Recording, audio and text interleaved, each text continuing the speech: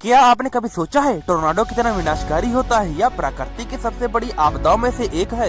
ये टोर्नाडो ज्यादातर उत्तरी दक्षिणी अमेरिका के बड़े बड़े शहरों में आते हैं जो बहुत ही तगड़ा विनाश कर जाते हैं। इनके आने से पहले आसमान में बादल छाने लगते हैं। जब गर्म और ठंडी हवा मिलती है तो इस दाब के कारण बहुत ही भयंकर टोर्नाडो उत्पन्न होता है। टोर्नाडो इतना विनाशकारी होता है जो बड़ी बड़ी बिल्डिंगों को भी निगल जाता है। जब यह टोर्नाडो किसी समुद्र में उत्पन्न होता है तो इसके भारी प्रभाव के कारण शहरों में सुनामी तक आ जाती है और बड़ी बड़ी बिल्डिंगों की छतों तक उड़ा देता है। कई बिल्डिंगों को तो जड़ से उखाड़ देता है। वीडियो अच्छी लगी तो लाइक कर दे, चैनल को सब्सक्राइब कर दे। धन्यवाद।